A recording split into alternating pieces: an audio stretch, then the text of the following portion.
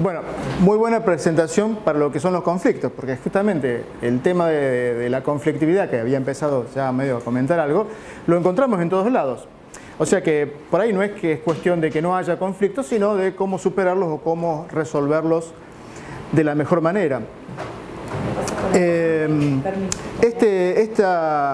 tipo de temáticas se encuadran en lo que normalmente se conoce como soft skills, es decir, habilidades blandas. Recién Raúl mencionaba las ciencias duras. Nosotros en nuestra facultad tuvimos una formación orientada hacia esas ciencias, física, matemática básicamente, y otras derivadas pero que tienen que ver con esta raíz.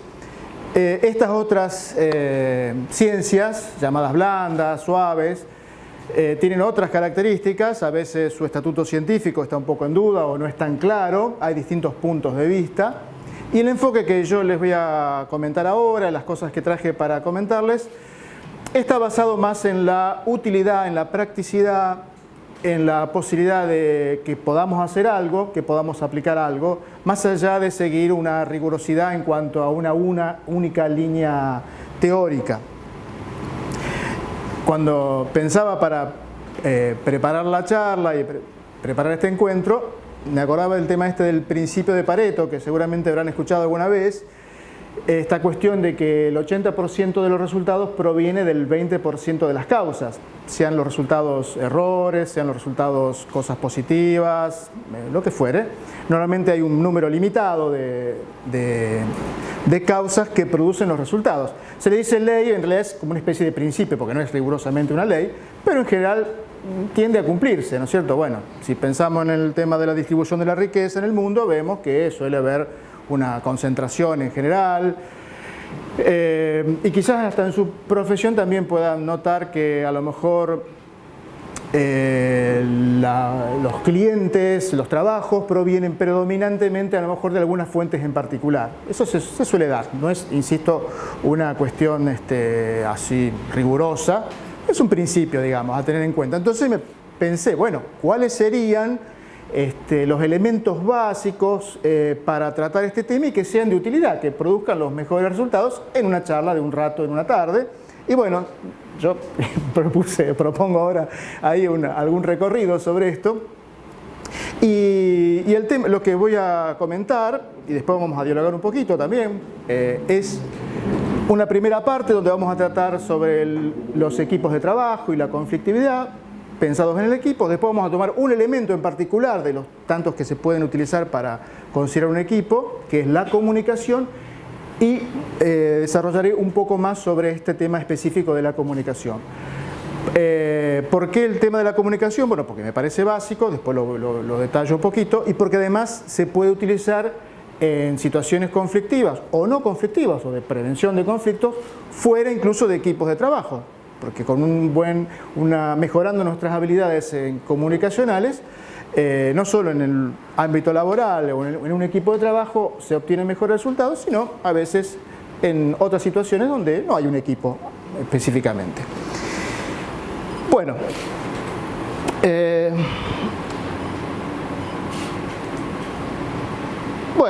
creo que la idea de conflicto, como decía, la tenemos aprendida de alguna forma por nuestra vida diaria. Aparece en distintas situaciones y hay una enorme cantidad de diversas definiciones. En este caso, casi me quedaría con la de la Real Academia Española. Normalmente en cuestiones de conceptos, en especial en este tipo de temas, la definición del diccionario no es la apropiada. Normalmente hay que buscar otras definiciones.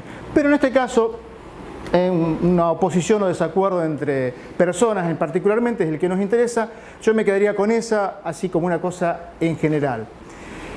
En la otra definición, por ejemplo, ven que se hace una referencia a los intereses, y eso ya es mucho más complejo, porque los intereses que las personas tienen, hay una situación de conflicto porque hay una diferencia de intereses. Bueno, no siempre es así.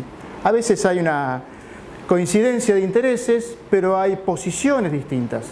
O sea, cuestiones más que tienen que ver con otras cosas que, o sea, todos podemos tener un interés en común, que algo mejore o que alguna cosa se haga de la mejor manera. El interés puede ser el mismo, y a veces las posiciones que tenemos, la discusión que se entabla, en realidad no es por el tema central, sino es por otro, que viene de historias y demás. Bueno, y el otro aspecto que quería destacar un poquito antes es el de equipos de trabajo. ¿Quiénes forman parte de equipos de trabajo? Levanten la mano, por favor. Bien, casi todos. Casi todos integran equipos de trabajo.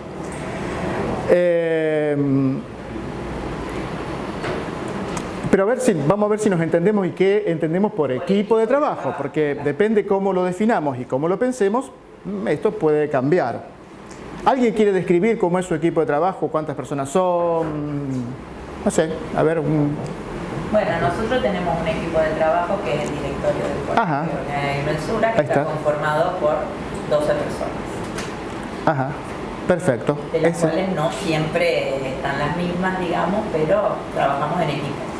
Claro. Un equipo de trabajo. Claro, un equipo de trabajo que además tienen roles. En este caso dado por reglamentos y demás. Se conocen bien, se reúnen con cierta regularidad. Una vez cada 15 días. Tenemos fines comunes. Tienen fines comunes, exactamente. Es decir que en este caso, esta visión de equipo de trabajo coincide con la definición de grupo que yo puse ahí arriba. ¿La alcanzan a leer todos? Si no la leo. O sea, un conjunto restringido de personas que ligadas por constantes de espacio-temporales, se cumple. Este conjunto articulado en su mutua representación interna, eso quiere decir que se conocen, que ya saben cómo cada uno se comporta, que rápidamente saben si faltó uno, se nota la ausencia de alguien, por ejemplo. Se proponen en forma implícita o explícita una tarea, en este caso la misión del colegio es la tarea principal, que esa es su finalidad. Después se refiere a adjudicación de roles, eso lo dejo de lado en este caso. Ese es un equipo una definición de equipo de trabajo basada en la definición de grupo de Enrique Pichon-Rivière. Una definición de hace mucho tiempo, pero que es muy fácil de usar, porque esto que yo te digo, vos lo podés entender, lo podés ver que se da, que se cumple. ¿Otras personas tienen equipos similares a este? ¿Se encuentran más o menos periódicamente? Bueno, yo trabajo en una comuna, en profesión, cuando hay que ir a distintos profesionales, hay aportes en un equipo de trabajo, un poquito a veces uno está, a veces el otro no, pero hay aportes desde el punto de vista de la agrimensura, desde el punto de vista de la construcción, ingeniería civil, arquitectos fundamentalmente, abogados, y algo también vinculado a la parte económica. Somos 4 o 5 personas que estamos interactuando permanentemente con una finalidad que puede ir cambiando, pero que obviamente puede ser un poquito distinta cada vez, pero que trata problemas que son, digamos, solución común para todos y para la comunidad. Bien, gracias. ¿Hay alguien que forme parte de un equipo de trabajo, pero que las personas no sean necesariamente las mismas? Y que...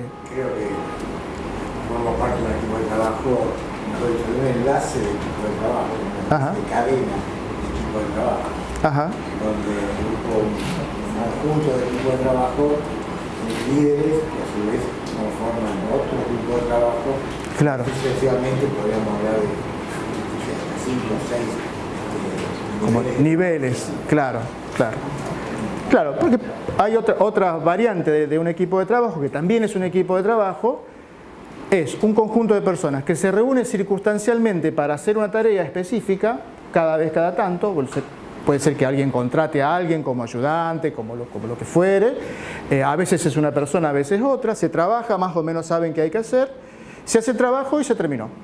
Ese es otro tipo de equipo y tiene en esta concepción de pensar este fenómeno grupal dos definiciones, digamos, dos conceptualizaciones. Una es la de grupo, que es la que vimos recién, y otra es la de serie. La idea de serie es un concepto que viene de Sartre y por ejemplo, en la serie puede ser un conjunto de personas que forman una fila para tomar un colectivo o forman una fila en un aeropuerto para tomar el avión. tienen una misma finalidad, coinciden, en este caso los del colectivo coinciden probablemente a la mañana en un mismo lugar y demás, pero no tienen una representación interna de uno del otro. No se conocen, no se sabe nada. A eso se le llama serie. ¿Se entiende la idea? La diferencia entre una cosa y otra. Y entonces un equipo circunstancial, un equipo que se arma de vez en cuando para hacer algo, sería más una serie de personas. Desde esta concepción no hay problema en decirle equipo, desde luego, es un equipo. Es como decir, bueno, un equipo de fútbol, por ejemplo, que viene practicando y demás, sin ninguna duda que es un equipo, pero por ahí se arma un combinado circunstancial para jugar algún tipo a un partido de fútbol y se busca algunas personas de distintos lugares y se encuentran para esa vez, a lo mejor se reúnen un par de días antes y ya está, nada más. A lo sumo saben su nombre. Son distintas situaciones. Ahora me voy a referir predominantemente para el primer tipo de equipo, que sería los grupos. Por ejemplo, les doy mi ejemplo, donde yo trabajo, la dirección que yo trabajo, ustedes con Catastro tiene varias direcciones y es una organización que tiene muchas personas. El grupo sería mi dirección.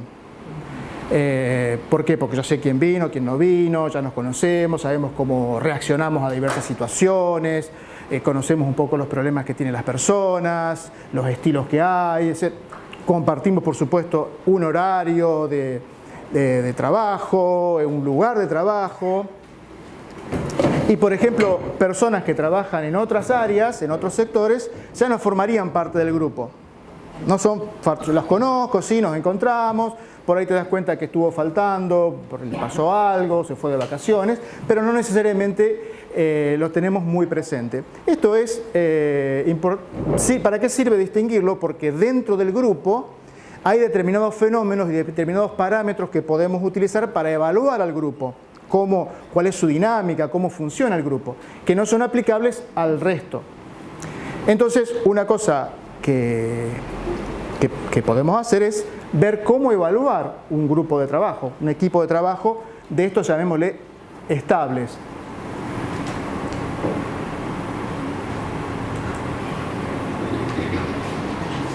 Bueno, y hay un conjunto de parámetros que se los llama vectores. También vienen de la misma corriente. Esto que yo les estoy contando ahora, por si les interesa o sienten alguna curiosidad de esto, es de la psicología social argentina, una tradición de estudio de acá. Y hay varios parámetros que se los leo y los analizamos un poco. Uno es la afiliación y pertenencia. La afiliación y pertenencia, que son dos palabras similares o relacionadas entre sí, pero que no son exactamente iguales, se refiere al grado de compromiso, por así decirlo, que tienen las personas con el grupo y con la tarea. Porque recuerden que en la definición del grupo la tarea es muy importante. O sea, nos reunimos para algo. Por ejemplo, nosotros acá estamos reunidos para algo que es, bueno, para aprender este tipo de temas. No somos un grupo, porque no nos conocemos bien todos, tenemos una idea, pero bueno, no venimos siempre, es algo circunstancial. En un equipo de trabajo estable, bueno, también hay una tarea, normalmente está dada por la misión de ese grupo, hacer un trabajo específico, desarrollar la actividad de una institución, lo que fuere.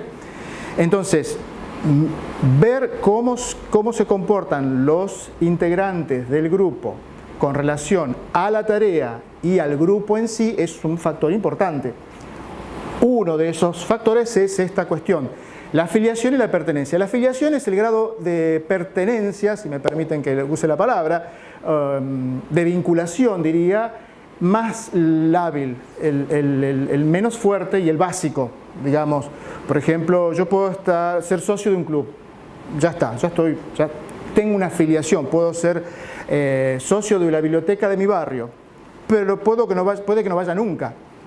Entonces, tengo una afiliación, bueno, pago la cuota, sí, le pago la cuota, pero no tengo un compromiso fuerte, no participo, por diversas. Estoy haciendo una descripción, no hago una crítica, porque en la vida tenemos compromiso con algunas cosas, menos con otras. Es una descripción.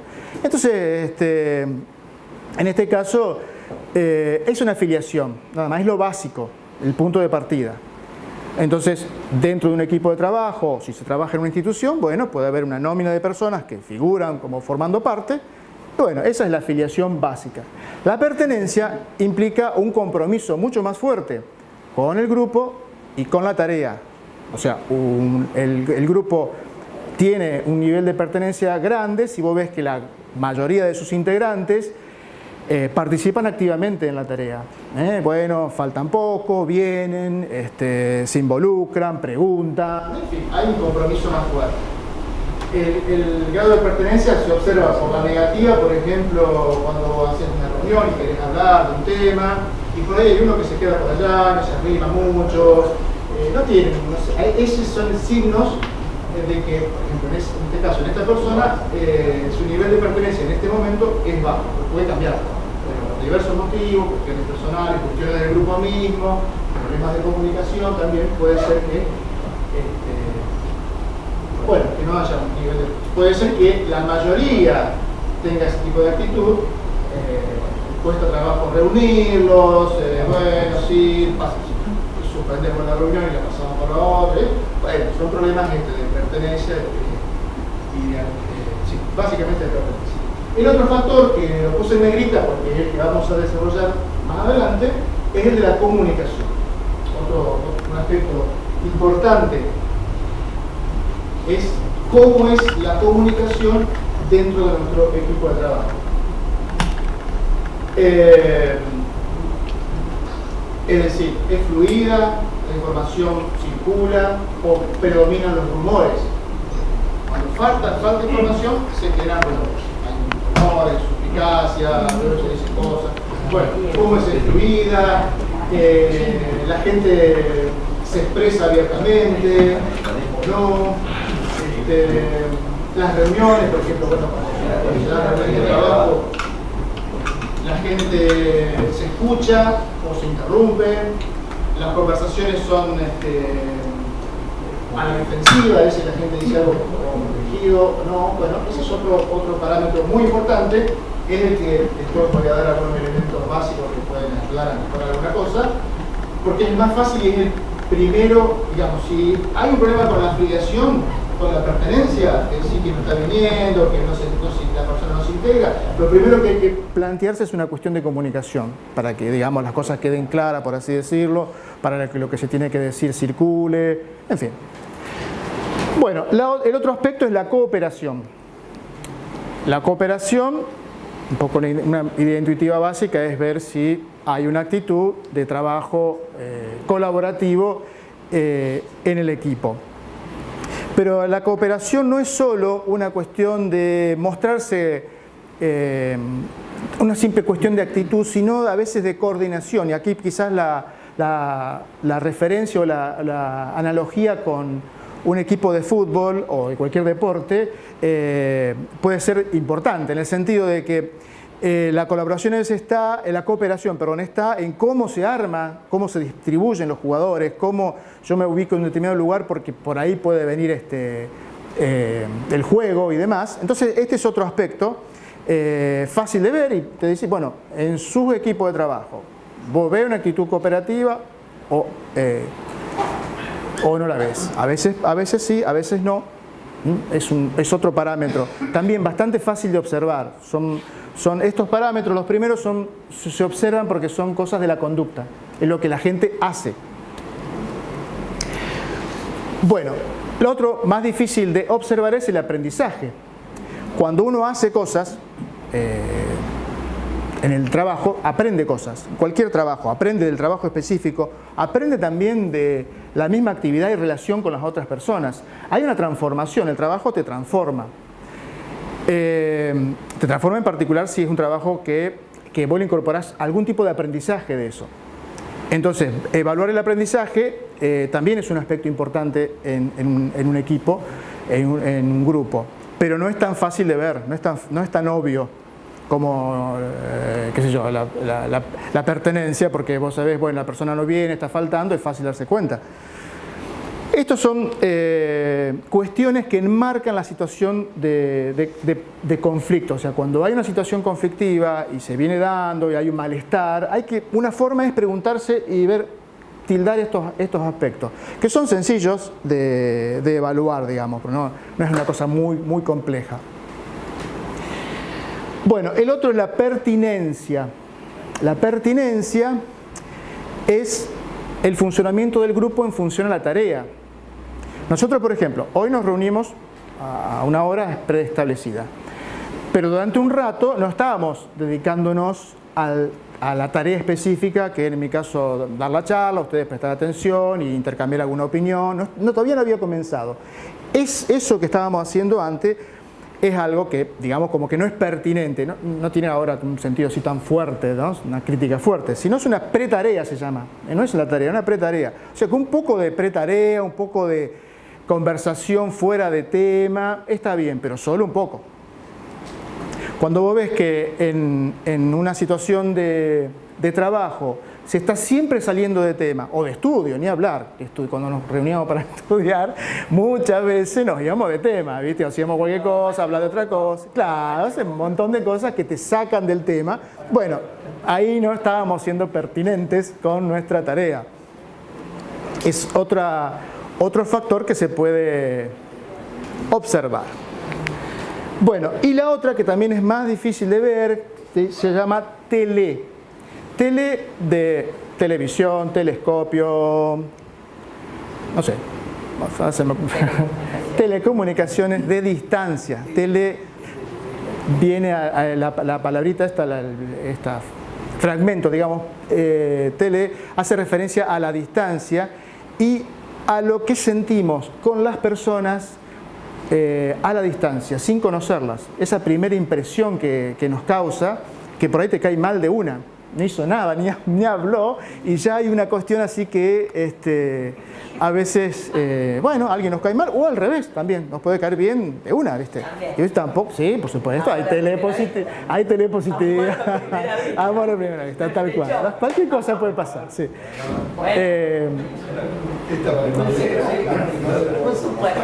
Claro. Es impertinente eso.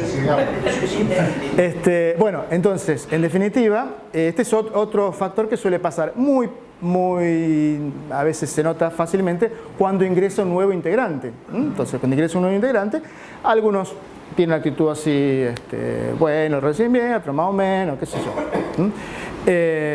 A veces pasa que esta persona, si supongamos que tenemos una actitud no muy positiva, en algún punto nos recuerda a alguien, a veces a algún familiar, en forma indirecta, puede ser algún familiar cercano que hayamos amado y querido mucho, pero también hay situaciones conflictivas que también hay. Entonces, dispara algo de eso dentro de nosotros y no es evidente ni tampoco es consciente para la persona que lo está sintiendo. Bueno, estos son algunos elementos para evaluar un grupo que yo considero relativamente sencillos, en especial algunos de ellos, y para preguntarse, bueno, la cosa no funciona, no está funcionando bien, bueno, a ver qué pasa con estas cuestiones. Entonces, al final de todo, yo le voy a dejar mis datos de email, si alguno quiere más información sobre cualquiera de estas cosas, me manda un mensaje y yo les mando específicamente info de lo que quieran. Bueno, este otro aspecto, esto que vamos a ver ahora, voy a volver a aprovechar el ejemplo que vos mencionabas, es este grupo de trabajo, este equipo de trabajo, dónde está inserto y cómo nosotros, cada uno de los integrantes del equipo, cómo está en relación a ese equipo.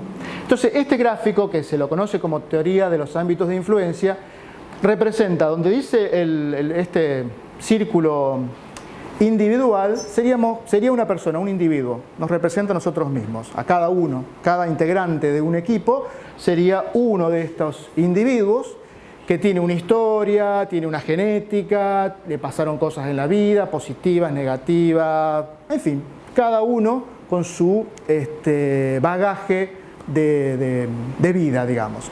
Ese es el individual.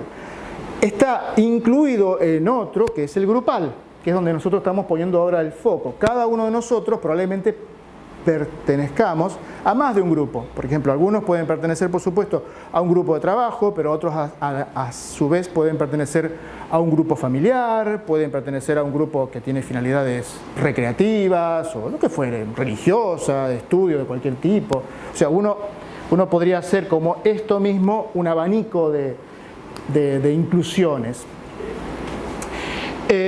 Lo que ocurre en el grupo influye sobre el individuo. La influencia más grande se da desde lo más exterior hacia lo interior, en principio. Hay un ida y vuelta, pero en principio es así. O sea, el grupo influye sobre el individuo.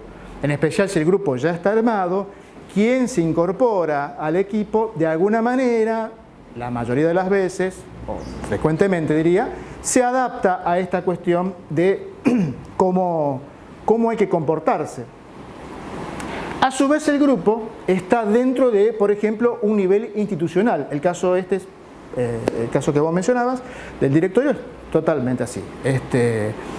Y nosotros mismos acá, sin ser un grupo en el sentido de la definición que vimos al principio, esta actividad se está dando dentro de un marco institucional. Hay una institución. Entonces, sobre eso hay toda una historia y todo un montón de cosas que nos influencian y que están en nosotros desde el lado de la institución. Yo trabajo en Catastro, también mi grupo de trabajo está dentro de la institución.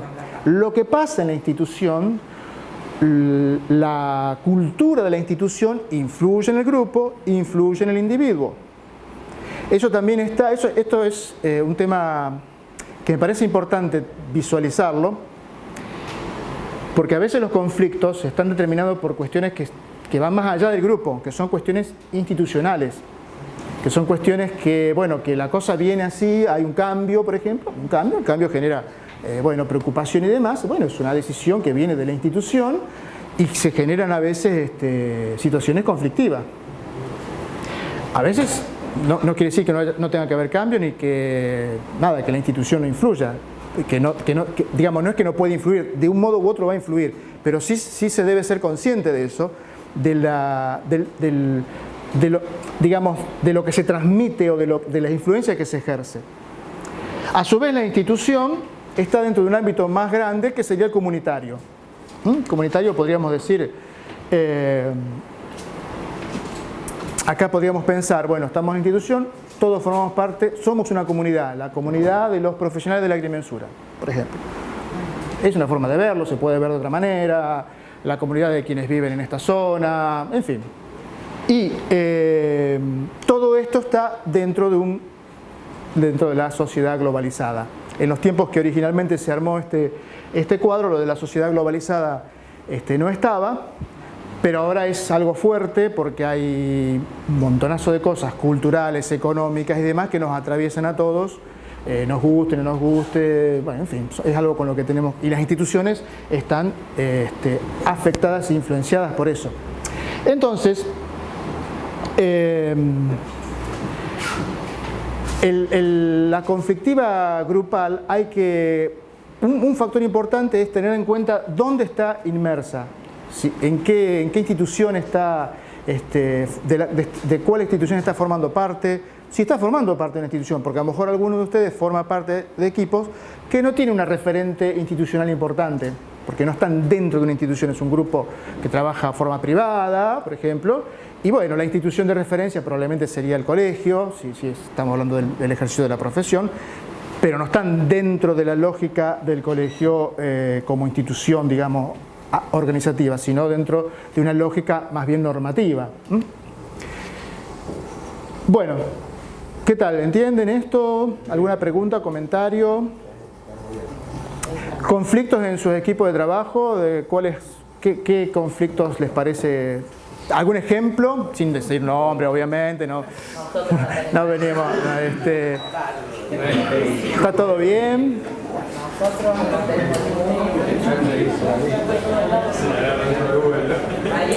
No sé, ¿sienten que algo no funciona del todo bien?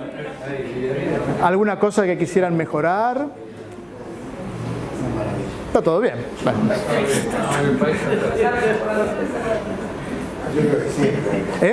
Siempre hay conflictos, sí. A ver, tenemos una persona. A ver, Zulma, dale. Yo pienso que con lo que expusiste, por ejemplo, en el grupo de trabajo, la pertinencia es importante, somos todas mujeres, entonces por allí salir del tema de trabajo, a pesar de que se estableció que, bueno, nos saludamos, conversamos un rato, interrumpimos a las 10, pero siempre está eso de que hay alguien, bueno, eso nos cuesta, pero lo hemos hablado y yo creo que estamos mejorando. Ese es un particular. Y después, bueno, está el tema organizativo. Ese es mi punto de, digamos, de un equipo de trabajo. Qué bueno que ya usaste el concepto de pertinencia. ¿Viste? Está piola. Bueno, pues un poco esa es la idea. Bueno, claro, a lo mejor no se genera, no sé cuál es la situación, pero a lo mejor por no estar el 100% del tiempo abocadas a la tarea específica, a lo mejor no se genera necesariamente un conflicto, pero sienten que por una cuestión más del lado de la productividad deberían hacerlo. Bueno, está bien, son cosas que pasan y no sería un conflicto en el sentido de que, bueno, no hay, pero bueno, por ahí podría ser más efectivo. Sí, puede ser. ¿Y se le ocurrió alguna solución, alguna alternativa? No, lo hemos hablado y lo hemos hablado muy bien, y la verdad que como hay mucha cooperación e integración, dio resultados en poner pautas. Bueno, generar un espacio para hablar, porque tampoco son gente separados, somos un grupo y demás, pero también, bueno, en este caso yo soy la profesional, las otras chicas trabajan conmigo. Un poco de comentaba yo que por ahí hay como intereses encontrados. Claro. Pero bueno, se pudo llevar bien. Sí. Lo que sí no sabía que en la exposición descubro que eso es la pertinencia. Claro. Sí. Claro, la pertinencia es la relación o la focalizarse en el trabajo. Por otra parte, nosotros somos personas, no somos, digamos, máquinas, computadoras que necesitamos un poco de sociabilizar, es importante porque también genera lazos y demás. Todo es cuestión de un equilibrio. Como te decía, la pretarea, si se le llama a estas cuestiones, está considerada como que, bueno, siempre se da y es bueno que esté un poco al menos. Claro. Claro. ¿Alguna otra experiencia de equipo? Yo creo que el conflicto no necesariamente, se entiende el conflicto como una situación enojosa. Creo que no, el conflicto por sí, la diferencia de opiniones puede generar un cierto conflicto, lo que no involucra gravedad los conflictos. Claro. Exactamente. Exacto. Puede haber conflicto de interés, conflicto de punto de vista, pero no necesariamente desembocan en una situación enojosa. Exacto. Sí. Sí, el tema de... No sé si escucharon lo que decía Raúl respecto de la cuestión de los conflictos, que no necesariamente un conflicto pasa a un estado de enojo, sino que, bueno, hay veces un enfrentamiento de intereses o de posturas. Y eso está en juego otro factor, que lo vamos a ver dentro de un ratito nomás, que es, digamos, el de la emocionalidad y las cuestiones que están en juego en esta situación. Bueno, avancemos un poco más.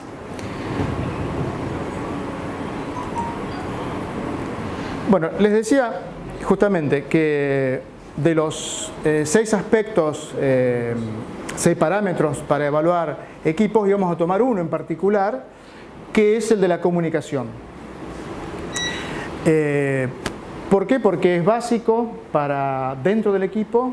Lo primero que uno debería preguntarse frente a situaciones de que la cosa no funciona, no se es productivo, no está funcionando bien el equipo o hay conflictos, es cómo funciona, cómo es la comunicación, qué tan buena es nuestra comunicación o cómo podemos mejorarla, sería otra pregunta para hacernos. Bueno, para eso, ahora vamos a desarrollar un poquito estos temas, primero, veo que cosas que ustedes no hacen, pero yo igual me los voy a alertar, que con lo que primero que tenemos que trabajar es con nosotros mismos, ¿no? Porque sería bastante fácil, por así decirlo, ciertamente cómodo, considerar que los problemas ocurren por culpa de otros. poco creemos que es así. Pero siempre la culpa es de otro. Porque sucede que nosotros somos otros para nosotros.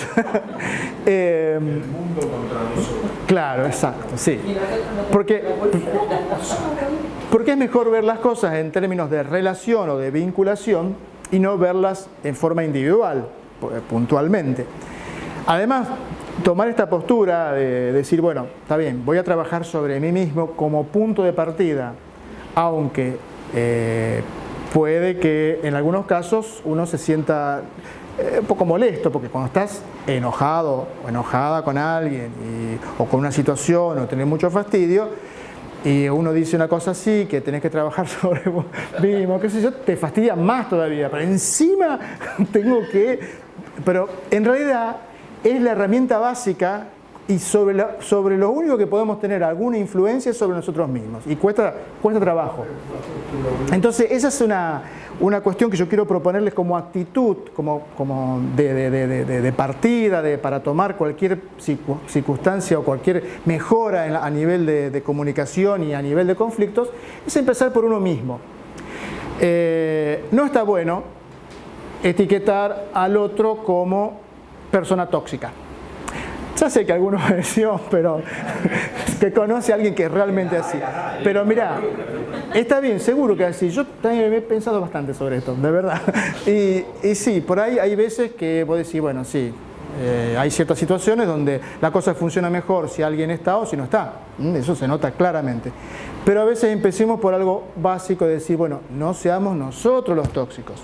Porque uno se da cuenta, y a lo mejor durante nuestra vida, seguramente yo he sido o he tenido comportamientos que no fueron favorables a mi entorno. Y a veces uno no te das cuenta, máximo cuando estás metido en la situación, en el problema, no te das cuenta. Entonces sería, bueno, una primera actitud de decir, bueno, estar abierto al aprendizaje, estar abierto a trabajar sobre uno mismo, porque ese gesto sencillo y pequeño en un punto tiene un poder enorme, después se expande, después lo podemos charlar un poquito más.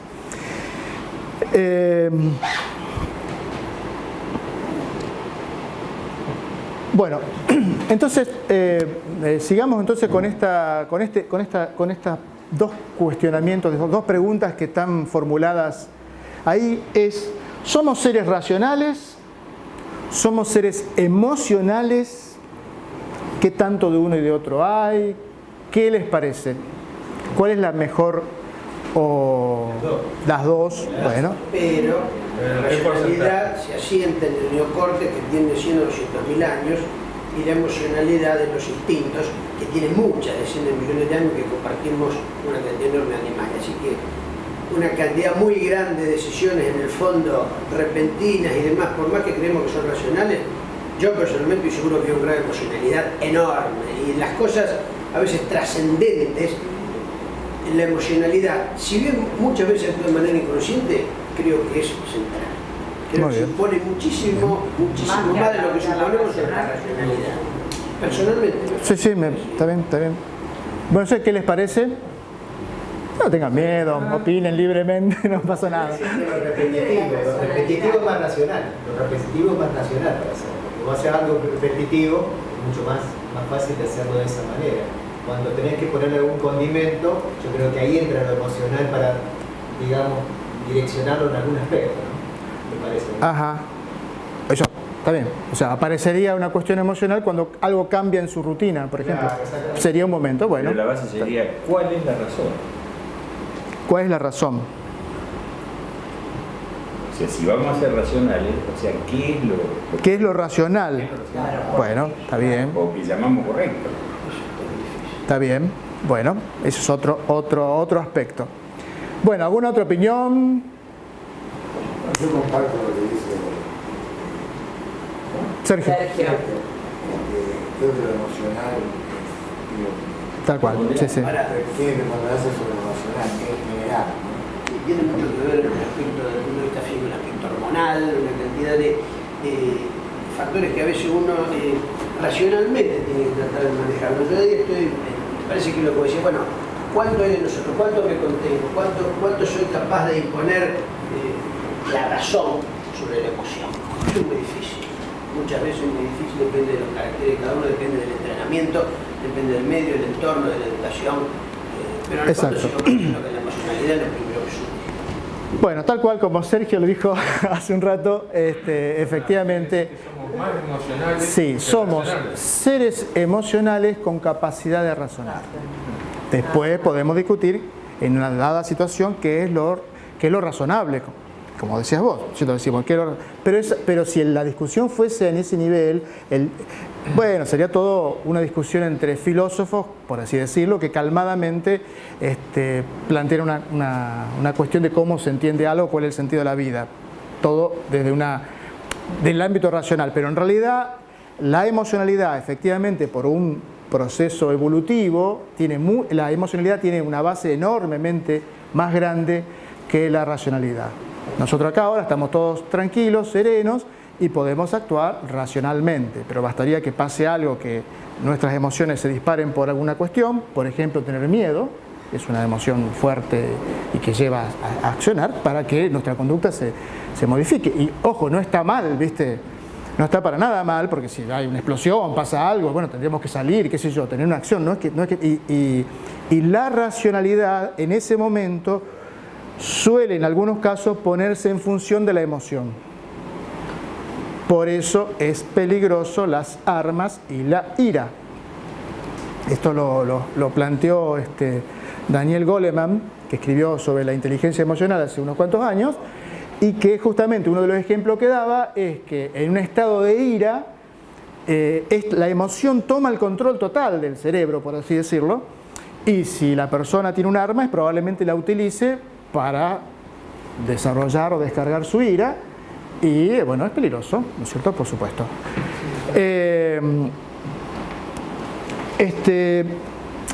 Sí. Ariel, te quería preguntar, en estos momentos digamos que hay un poco de inestabilidad general, yo creo que la parte emocional es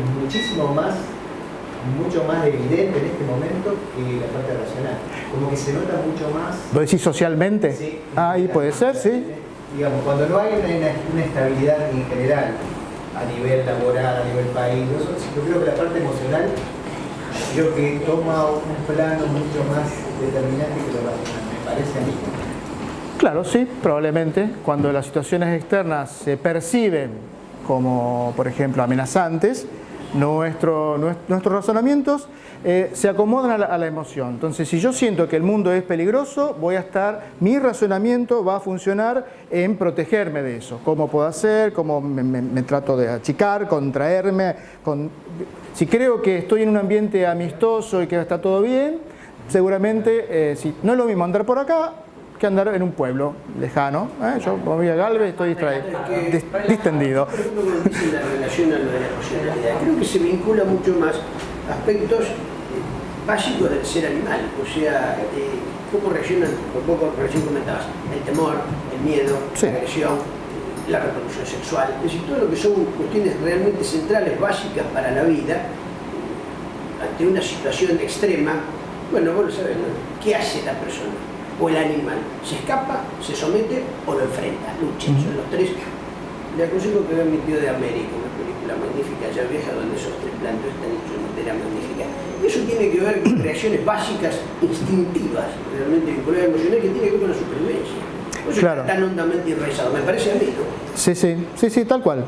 O sea, tener saber esto, tener presente esto, que nosotros y nuestros interlocutores somos seres emocionales, básicamente, pero que tenemos la capacidad para razonar, tener esto presente es muy importante. Sentir la emoción, lo que estamos sintiendo, en el momento en que estamos en una conversación, en un conflicto, si podemos sentirlo, a veces si es muy intenso, no tenemos tiempo a reflexionar, pero muchas otras veces hay tiempo. En las reuniones, yo tomo como ejemplo muchas veces las reuniones de trabajo. En las reuniones de trabajo podés tomarte un ratito de tiempo para percibir qué estás sintiendo. La pregunta sería, ¿qué siento? ¿Podés sentir miedo? No hay que tener miedo de reconocer que a veces podés tener miedo. miedo de no responder apropiadamente en el contexto en que estás, de no estar a la altura de las expectativas de alguien, de decir algo que crees que, en fin, ¿viste? De no entender del todo bien, puedes tener miedo. El solo hecho de tomar conocimiento de la emoción ya te mejora bastante. Si no, es como que sos el miedo, pero si podés reconocerlo, o por ejemplo estar enojado, ¿no? Podés estar enojado porque, no sé, te sentaste y está fulanito que te cae mal y que te parece que no te saludó, que qué sé yo, y ya eso te predispone negativamente. Sentir, darte cuenta de esa emoción en uno mismo, es ya un avance enorme. Un avance enorme. Porque así como decíamos, si la emoción del miedo, por ejemplo, nosotros tenemos, digamos, ¿por qué las emociones nos dominan? Porque las emociones nos mantuvieron con vida y nos hicieron que llegáramos hasta donde estamos, escapando, peleando, no sé, teniendo ir en un determinado momento. Pero ahora no vivimos en un ambiente donde, no sé, el tigre de diente de sable nos va a atacar, ¿viste?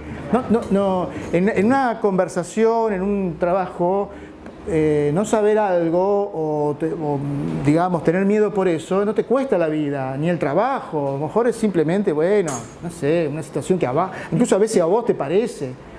Pero la emoción que se siente es muy fuerte también.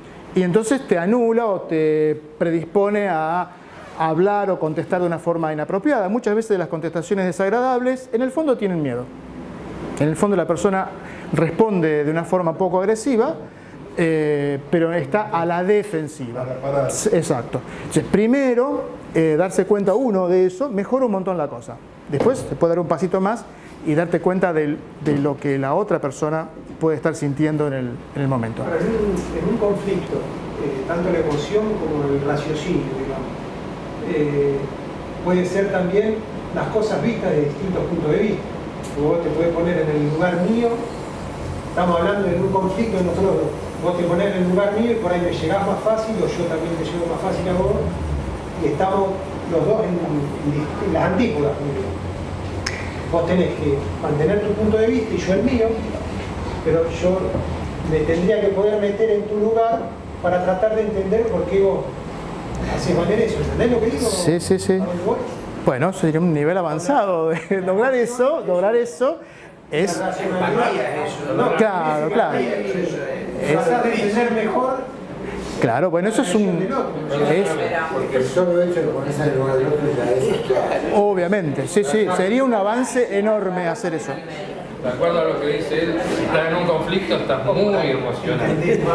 Bueno, sí, está bien, pero no necesariamente, un poco lo que decía Raúl, no todo conflicto implica que uno está emocionalmente alterado. No, puede que sí, puede pasar, pero no siempre. O a veces no empieza así el conflicto, empieza con una diferencia de opinión, de rumbo sobre un tema y la emoción no es muy alta. Después a verse cómo se discute o dialoga, se producen que se eleve la emoción o se pasa enojo, ¿no es cierto? Porque si vos me argumentás algo y yo no respondo a tus argumentos, sino que doy un giro y me refiero a vos como persona, ya ahí voy por un lado equivocado, ¿no es cierto? Eso lo vamos a ver en un ratito, vamos a ver un poco de eso. O sea, no siempre el conflicto implica, la confrontación implica una emocionalidad alta. Justamente, este tipo de cosas, esto que yo les cuento, puede servirles para no subir, no escalar, en especial si es en enojo o en cualquier... No escalar en esto y mantenerse un poco... estar atentos, como se dice, ahora seguro a lo mejor lo escucharon, estar presentes. Ahora está de moda, bueno, no sé si de moda, pero el mindfulness, mindfulness viene de corrientes orientales, de la meditación, y estar presente. Estar presente quiere decir, por ejemplo, estar presente acá ahora es estar con toda la atención en el momento, sentir el momento plenamente, sentirse uno plenamente, porque pueden estar ahí y yo los aburro, claro, yo los aburro un poco con todo lo que digo y la mente vuela en cualquier lugar, ¿viste? Bueno, yo lo disculparía en realidad por eso, pero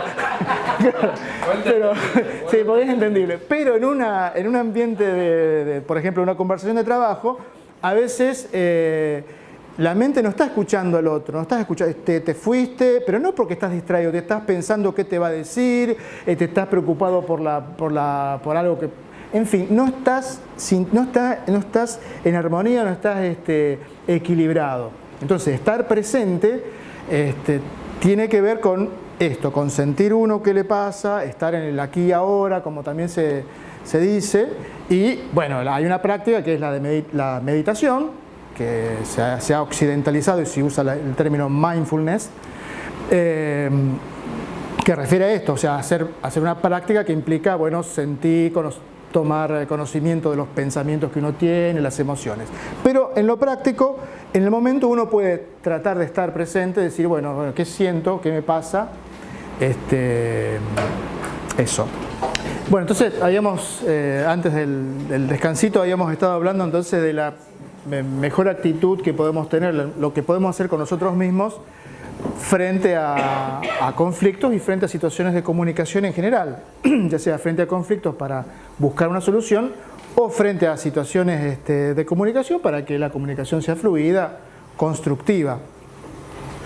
La potencialidad que hay en comunicarnos apropiadamente, en generar espacios de comunicación, de diálogo, de conversación positivos y buenos, es enorme porque los resultados que se obtienen son muy buenos.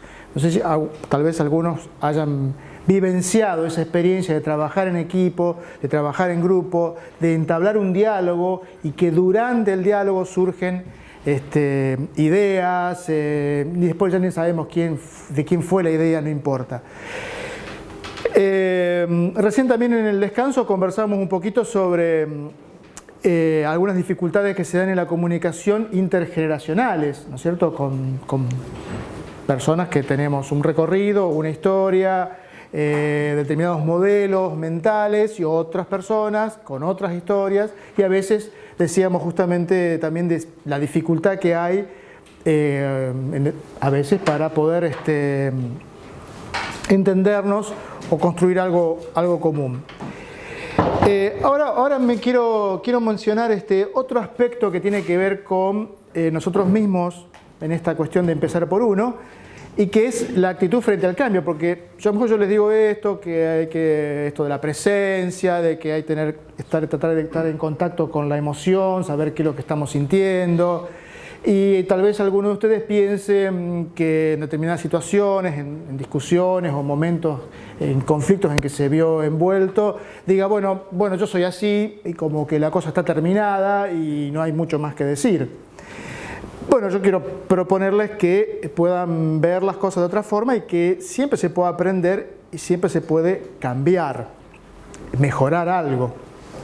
Entonces quiero hacer referencia a un trabajo que hizo una psicóloga, Carol Dweck, que el libro se llama Mindset, que quiere decir mentalidad, una traducción sería decir mentalidad, y ella a través de una investigación descubrió que hay como dos tipos básicos o formas, dos tipos de mentalidades, la mentalidad fija y la mentalidad de crecimiento.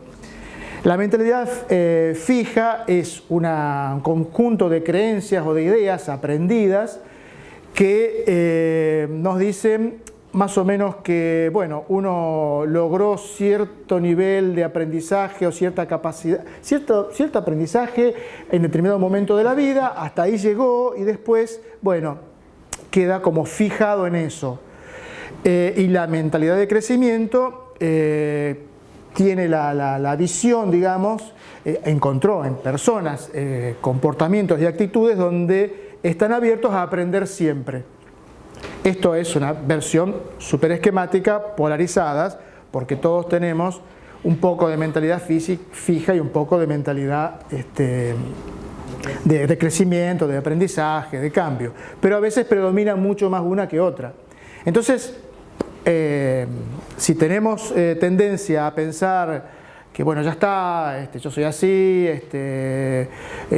tenemos una tendencia a cerrarnos a las modificaciones, de cerrarnos también a lo nuevo, que es constante, porque los cambios son constantes, sepan que eso puede modificarse, que uno puede tener una actitud de más apertura, de que es una forma aprendida de ver la vida y que uno puede verla de otra forma y que puede estar abierto al cambio, abierto al aprendizaje todo el tiempo, durante toda la vida, o por lo menos mientras que el cerebro funcione correctamente.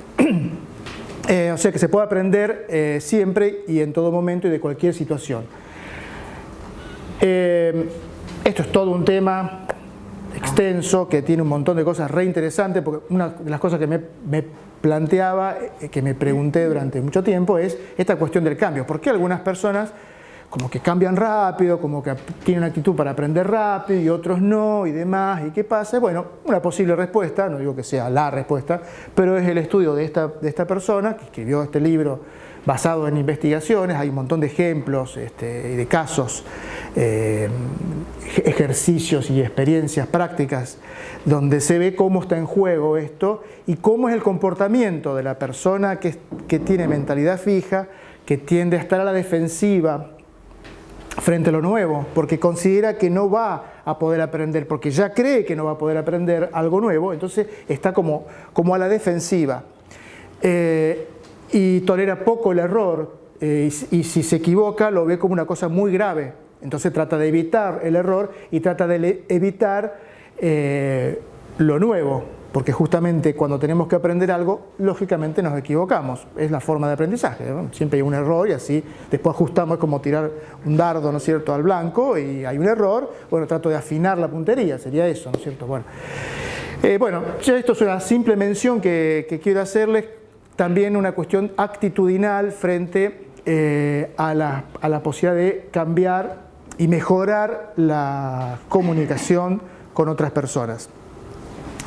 Veamos entonces ahora esta otra, que vamos a ver cómo se ve, si se ve clarito o se ve muy chiquito. Bueno, les cuento, no importa. Bueno, hay en esta imagen hay tres tipos de comunicación. También está esquematizado esto, pero más o menos podemos decir que hay tres formas.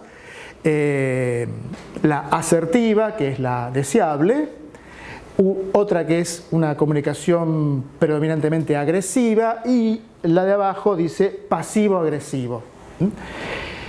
La comunicación agresiva es la que encontramos cuando la persona se presenta como imponiendo un punto de vista, tiende a juzgar al otro, no al argumento, lo que yo decía un poco hoy, el ejemplo de cómo algo puede agravarse cuando frente a una opinión, una afirmación de alguien, no se cuestiona la afirmación o la lógica de la afirmación, sino se cuestiona a quién lo dice. Cuando vos deslizás ya una crítica en ese sentido, la otra persona no lo va a recibir bien y va a empezar a generar una actitud de hostilidad y demás. Como dice ahí, bueno, va a pelear, va un poco así, ¿viste? Es también la idea de cómo se logran las cosas, porque también esto responde a una idea, una creencia de cómo yo logro que mi idea prospere, que mi proyecto llegue a cómo obtengo algo, y a lo mejor pienso que la mejor manera es plantearlo de esa forma. Voy, me pongo firme y le digo, no digo que alguna vez no haya que hacer así, digamos, pero hay como un estilo de aplicar esto en casi muchas veces, ¿no es cierto?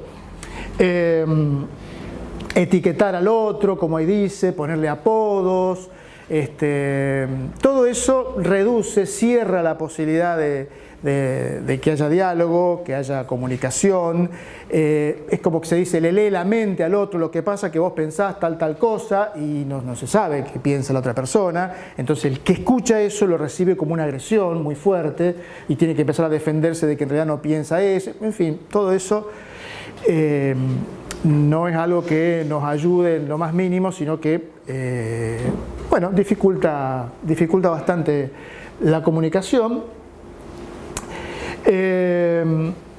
Y como dice también abajo de todo, en la primera clasificación, lo más probable es que la otra persona también responda en forma agresiva o responda al ataque. Esa es una muy evidente, una cuestión agresiva. Creo que a todos nos habrá pasado que alguna vez viene alguien y te dice así, todo así como de golpe, ¿viste? Bueno, Después está la de abajo, la del medio es la correcta. La de abajo, que es pasivo-agresivo, que son los casos donde la persona está enojada, pero no reconoce que está enojada, ni lo expresa claramente, no expresa su malestar claramente, pero bueno, hace situaciones de mostrar malestar, victimizarse, poner mala cara, como dice, generarle culpa al otro. También hay cierto sarcasmo en las afirmaciones. También es algo que todos podemos hacer. Digo esto, no sé si lo dije, creo que no lo dije. No es que yo tengo superado todo esto por las dudas, no me pongo en lo más mínimo en un lugar de tenerla clara, en absoluto. Comunicación. Comunicación. Yo estoy comunicando exactamente, pero digo, son cosas que a todos nos puede pasar. Tratemos de ser conscientes, de estar presentes en el momento para por ahí no caer en esto y buscar canales comunicativos mejores. Digo, porque si no, planteado así, a lo mejor alguno se identifica con alguna situación y a todos nos pasa, todos nos empacamos por algo y no queremos ni hablarle al otro. Lo que estamos tratando es de buscar formas, en especial en los ámbitos laborales, donde son ámbitos profesionales, bueno, de que vaya la cosa fluida, que se superen las dificultades. Bueno, hay también manipulación en este tipo de cuestión, y cierra toda posibilidad de diálogo. También es una forma que no permite la apertura, porque el problema no se plantea nunca, no se dice claramente, y queda la cosa ahí bastante cerrada, se puede hasta hacer crónica. Durante mucho tiempo estamos en esta situación. La forma, entonces, como también dice por ahí, la primera... la posición sería así simulada o asemejada a un padre crítico, como dice, y la de abajo, la del pasivo-agresivo, es una actitud más bien infantil, ¿no? Ahí dice de hacer pucherito, estar ahí empacado con algo. ¿Alguien puede hacer una pregunta? Sí, cómo no. ¿Una misma persona puede tener una actitud u otra según Sí,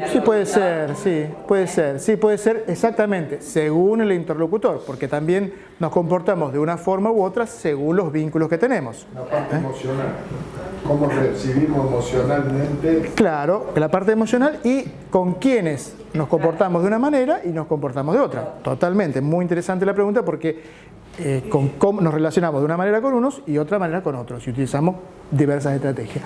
La forma de comunicación deseada o esperable es la asertiva, que es una comunicación asertiva, una comunicación que respeta al otro y se respeta a sí mismo. Porque a veces, por alguna cuestión, pensamos que no es así. O me respeto yo o lo respeto al otro. Voy medio a ese tipo de lucha. No, es una forma de comunicar, expresar claramente lo que quiero, lo que necesito. Se brinda información al otro y se dice lo que la persona siente y piensa. Eso está piola, decir lo que se siente y lo que se piensa.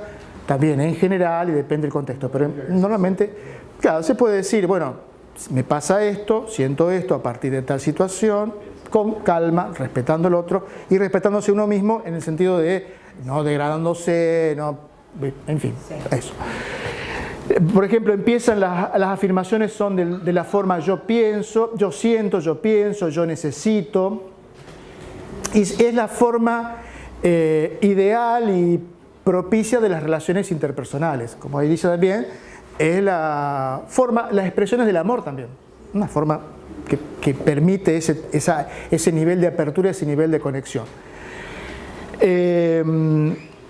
Cuando uno actúa de esa forma y logras hacerlo, a veces no es fácil, no es nada fácil hacerlo, porque uno está emocionalmente alterado, porque no se anima a hacerlo, por diversas cuestiones, obtiene un bienestar interior, un bienestar propio. Más allá de que logres o no, porque esto no significa que vas a lograr necesariamente lo que querés. Podés ir, pedir lo que necesitas de la mejor forma y el otro no está obligado a qué asertivo que estuviste, voy a acceder. No funciona así.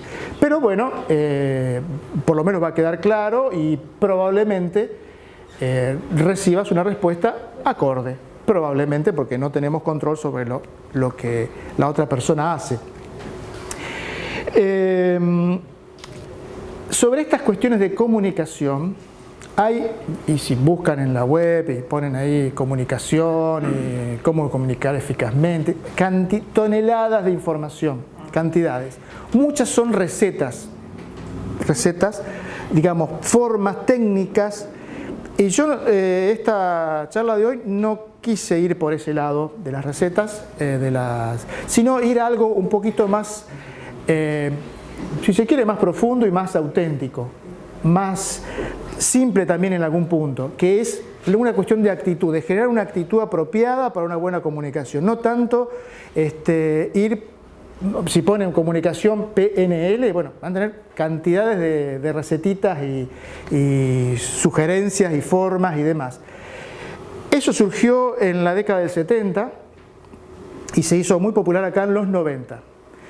Y a mí me gusta escuchar y leer sobre estas cosas, y la otra vez estaba escuchando un podcast, lo vengo siguiendo, un podcast de un psicólogo italiano, y esta persona decía justamente de que había también de alguna forma desarrollado también y haber recorrido este camino, de dejar un poco de lado estas cuestiones manipuladoras, digamos, que son la típica del telemarketing. Te llaman por teléfono, ¿viste? Te dicen el nombre un montón de veces porque nos gusta escuchar que nos digan por el nombre y te hacen decir que sí un montón de veces y todas esas cosas. Bueno, esas cosas uno las puede aplicar. Quieren relacionarse con sus clientes de alguna manera especial, pueden utilizar alguna de esas técnicas. Pero me parece mucho más productivo, mucho más sostenible en el tiempo trabajar sobre uno mismo, trabajar humildemente sobre uno mismo para lograr una mejora en algo y que sea duradera en el tiempo. Y no tener que estar, bueno, a ver la postura corporal, como si los ojos miran para un lado y para otro, y toda una serie de cosas que uno puede hacer. No, tratar de llegar al otro con la mejor actitud. Por eso destaco enormemente la actitud frente a las técnicas o a cualquier otra cosa. Si vos querés mejorar la forma en que te comunicás con tu equipo, con una persona en particular, la actitud que tengas, la actitud de la predisposición para la acción que tengas, que presentes, eso te va a ayudar e incluso vas a encontrar la información necesaria desde esa o para esa finalidad, y no tanto, insisto, con esto de saberse alguna triquiñuela, digamos, algún par de cosas. Pero si quieren, busquen, van a encontrar ahí unas cuantas. Algunas son curiosas, interesantes, no digo que no sirvan. Digo que es sostenible en el tiempo cuando uno trabaja sobre uno mismo, trata de modificarse. Bueno, pasaríamos a la penúltima. Ups. Ahí está. Bueno, un poco... hoy te habías adelantado a esta cuestión que es avanzar un poco en qué entenderíamos o cuáles son aspectos positivos y buenos de la comunicación, y justamente esta referencia que yo les traje acá, la diferencia, una forma de diferenciar conceptualmente el diálogo de la discusión, fue escrita por un físico cuántico, David Bohm, que murió en la década del 90. Este físico cuántico, incluso mencionado por Einstein en su momento, escribió un librito sobre el diálogo. El tipo dedicó toda su vida a las partículas y a los estudios, pero escribió un librito muy interesante sobre el diálogo. Parece que su esposa conoció a Krishnamurti, que fue un gurú espiritual, digamos, de otros tiempos, de aquellos tiempos. Y bueno, esto no tiene que ver necesariamente con la cosa oriental, y yo lo conocí, digamos, sí, teóricamente, a través de otro autor, que es Peter Senge, que es quien escribió La Quinta Disciplina y varios libros sobre organizaciones. Y eso a mí me interesó un montón, porque pensaba la organización en la que trabajo y demás.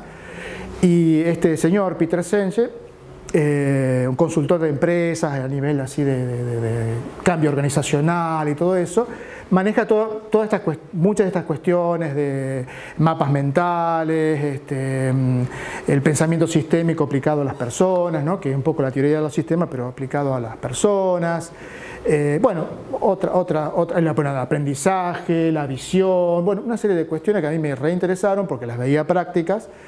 Y los cita a este señor, este físico Bohm, en buena parte de su libro, y entonces plantea el tema del diálogo y la discusión. Entonces dice que el diálogo, que la partícula dia no viene por el lado de dos, sino que significa a través, y logos, palabra, expresión, ¿no? Por un lado. Y por otro lado, discusión viene del latín y tiene que ver con cierta actividad que hacían los romanos. Parece que sacudían ciertas raíces para separarlas, clasificarlas de alguna forma, y tiene que ver un poco con la separación.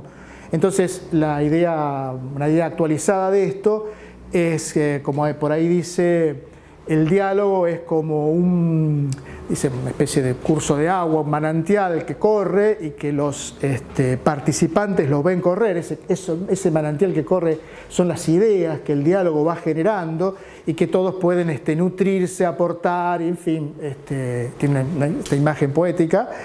Y que la discusión no tiende a separar. Y esto también tiene que ver con, se puede relacionar con otro enfoque de otro lado, pero que sirve también, que es el tipo de comunicación simétrica o complementaria. La comunicación simétrica, también esto viene creado por esta gente tiene que ver con la teoría sistémica y creado ahí en Palo Alto una corriente psicológica que surgió un poco acompañando a la teoría de sistemas, a la cibernética y demás, por Paul Watzlawick. Entonces, plantea esta cuestión, ¿no? de que hay una comunicación que puede ser simétrica, que acá simétrico no es sinónimo de algo bueno, digamos, porque a veces se toma así, o complementaria. Entonces, el diálogo tendría que ver con lo complementario. Una persona dice una cosa, el otro no es que le devuelve lo mismo, bueno, complementa con otro, con una pregunta, se va enriqueciendo. No hay una necesidad de predominar sobre el otro, sino un objetivo de crear conjuntamente. En cambio, la simétrica no, la simétrica tiende a que cada uno como que retruca, por así decirlo. Y entonces por eso decía que cuando hablábamos de conflicto, a veces la definición de que hay una cuestión de intereses, a veces el interés puede ser, no sé, una comisión, un grupo de trabajo, pueden tener los mismos intereses grupales, pero a veces lo que se quiere es ganar la discusión, ganarle al otro. Y a veces entramos en esa fácilmente, y yo creo que tenemos que hacer el esfuerzo de tomar conciencia cuando estamos en ese tipo de confrontación así competitiva, y tratar de corrernos de ese lugar. Porque lo mejor en cuanto a producción de ideas va a pasar justamente por producir algo en forma conjunta. Les decía hace un ratito que yo tuve oportunidades, a lo mejor no fueron muchas, pero oportunidades donde conversás y surgen ideas reinteresantes de la conversación, simplemente de compartir con otro un pensamiento que tenía sobre el trabajo, sobre tal situación y demás. La otra persona, si se siente a gusto, va a hablar libremente, no va a estar a la defensiva, no va a estar pensando si digo esto me van a decir esto, o mejor no le digo, mejor no le gusta. En fin, habla libremente y de ahí surgen buenas cosas, buenas ideas. Bien, ¿alguna pregunta, comentario? No, respecto a eso, ¿hay versión en español sobre? Me parece que sí.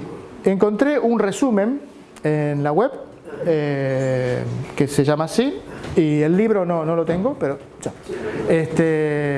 Sí, el resumen me pareció re interesante. Si yo te paso el dato después, no hay problema. Bueno, ¿alguna pregunta o comentario? Bueno, estaríamos redondeando entonces la idea. Quería decirles que si tienen interés o necesidad de preguntar o ampliar cualquiera de los temas que haya mencionado, u otros que a lo mejor no mencioné, pero que consideran afines, pueden pedírmelo por email. Yo acá les dejo mi email, me lo piden, yo tengo un montón de información de un montón de cosas, porque soy súper curioso con esto, tengo datos por todos lados y demás. Les puedo pasar lo más ajustado o apropiado a su pregunta. Bueno, muchas gracias.